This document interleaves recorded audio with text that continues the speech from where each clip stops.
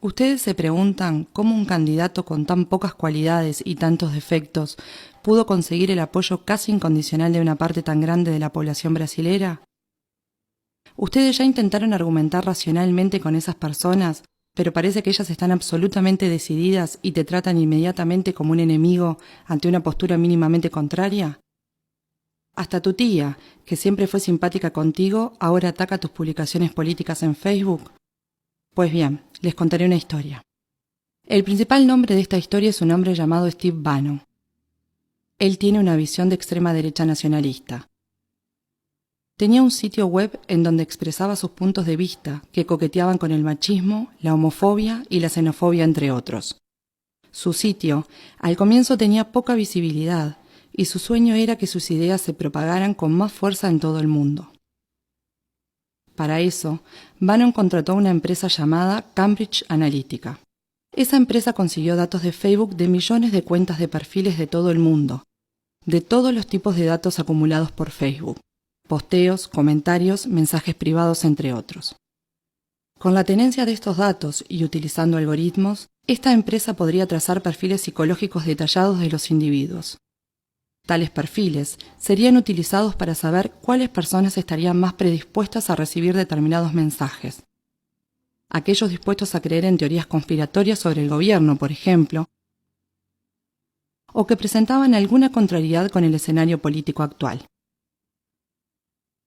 La estrategia consistiría en hacer que aquel individuo susceptible a esos mensajes cambiase su comportamiento, se radicalizase en sus posturas. Como las personas comenzaron a recibir las noticias y a percibir el mundo principalmente a través de las redes sociales, no es difícil manipular las informaciones, y si se puede manipular las informaciones a la que una persona tiene acceso, puedes controlar la manera en que ella percibe el mundo, y con eso influenciar la manera en cómo se comporta y lo que hace. Los posteos en Facebook te pueden hacer más feliz o más triste, te dejan con rabia o con miedo. Y los algoritmos saben identificar los cambios de comportamiento por el análisis de los patrones de tus posteos y comentarios. Así, individuos con perfiles de derechas con un tradicional discurso de "no me gustan los impuestos" fueron radicalizados, tornándose en perfiles paranoicos en relación al gobierno y determinados grupos sociales. La manipulación es realizada a través del miedo, con mensajes que estimulan un sentimiento de impotencia y de incapacidad de defenderse. Estimulan un sentimiento de somos nosotros contra ellos, lo que cierra a la persona a argumentos racionales. Sitios y blogs fueron fabricados con noticias falsas para bombardear directamente a las personas influenciables por este tipo de mensajes. Además de esto, fue explorado también un sentimiento de anti lo establecido, anti medios tradicionales y anti todo lo que hasta ahora estaba. Cuando las personas reciben varias noticias de forma directa sin verlas y esas noticias no repercuten en los informativos, llegan a la conclusión que los grandes medios mienten, que esconden la verdad que ahora ellos saben. Si antes los medios tradicionales de comunicación podían manipular a la población, esta manipulación debía ser hecha abiertamente, ante los ojos de todos. Ahora, todos tenemos páginas que nos mandan mensajes de forma directa. Nadie sabe qué tipo de información está recibiendo la persona que tenemos al lado o cuáles son los mensajes que están construyendo su percepción de realidad. Con ese poder en las manos, Bannon consiguió popularizar entre los jóvenes a All Right, un movimiento de extrema derecha norteamericano que resultó de las protestas Unamos a la Derecha el año pasado en Charlottesville, Virginia. Bannon trabajó en la campaña presidencial de Donald Trump, siendo un estratega de su gobierno. La empresa Cambridge Analytica trabajó también en el referéndum del Brexit, que fue ganado principalmente por argumentos originados de noticias falsas.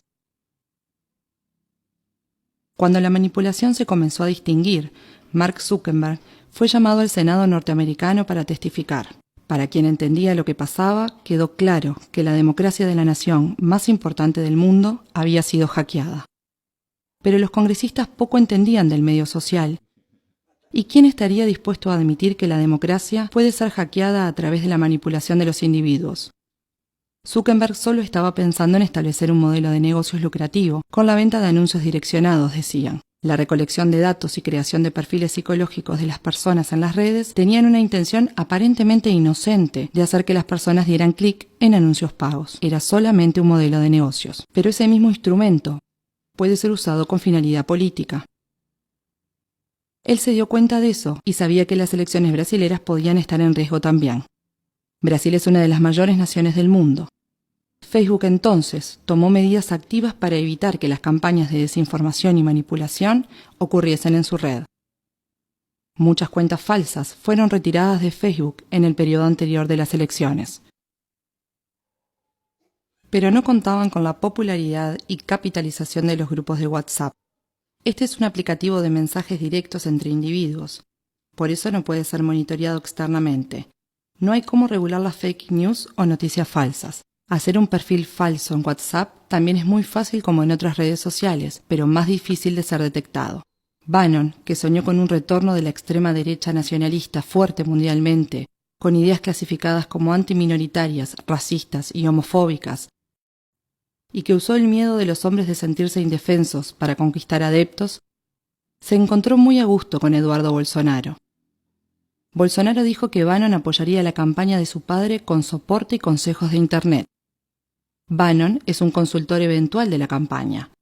Bolsonaro fue el candidato especial para él, ya que comparte sus ideas en el escenario ideal, un país pasando por una grave crisis económica y con la población desencantada, desilusionada de su clase política. Después de las manifestaciones políticas de las mujeres en todo Brasil y de todo el mundo contra Bolsonaro, el apoyo del candidato subió entre el público femenino del 18 al 24%. Un aumento de 6 puntos después de que gran parte de las mujeres se unieron para demostrar su insatisfacción con el candidato. Esto pasó porque de un lado los grandes medios de comunicación simplemente ignoraron las manifestaciones y por otro hubo un ataque preciso a través de grupos de WhatsApp pro-Bolsonaro.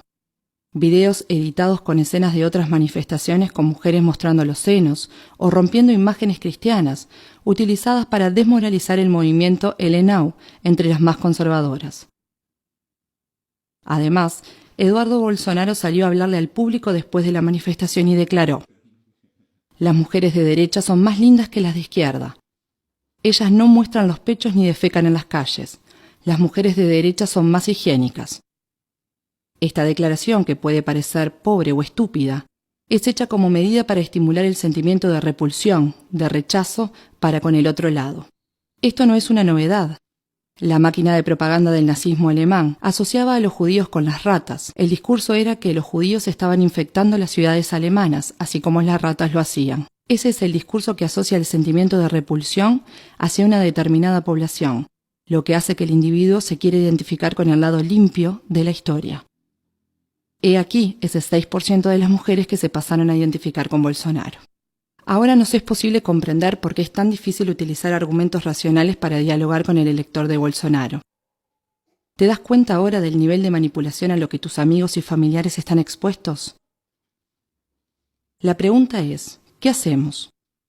No adelanta confrontarlos y acusarlos de ser influenciables o engañables. Eso solo provoca que se cierren y te clasifiquen como uno de los enemigos que está del otro lado. Es una línea muy fina, ya que si le decimos a alguien que es manipulado, puede sentir que lo estamos tratando de burro o de tonto, lo que solo va a generar un intercambio de insultos improductivos. Tengamos empatía. Esas personas no son todas malas. Están manipulando sus emociones y siendo sometidas a una percepción de la realidad muy distinta a la tuya. La única manera de cambiar su pensamiento es hacer que esas personas perciban ellas mismas que no hay argumentos que fundamenten sus creencias. Pidamos que las personas defiendan racionalmente sus opiniones políticas. Estemos abiertos a oírlas, pero continuemos siempre preguntando más y más hasta percibir que llegamos al punto en que la persona se da cuenta que no existen argumentos para responder. Preguntémosle, por ejemplo, ¿por qué decidiste por este candidato? ¿Por qué pensás que va a cambiar las cosas? ¿Pensás que él está preparado? ¿Conocés sus propuestas, su historia como político? ¿Cuál realización de él aprobás? Si percibimos que la persona no está pronta para debatir, retirémonos de la discusión. No agredamos ni ofendamos, ya que este comportamiento radicalizaría el somos nosotros contra ellos. Tengamos en mente que los discursos en los que esa persona cree fueron introducidos en ella de manera que hubiese una verdadera identificación emocional, tornándose en una especie de segunda identidad. No es de un momento a otro que algo así se cambia. 2 de las democracias más importantes del mundo ya fueron hackeadas utilizando técnicas de manipulación. No vamos a dejar que esas fuerzas nos pongan unos contra otros. No podemos dejar que rompan nuestro tejido social de manera irrecuperable.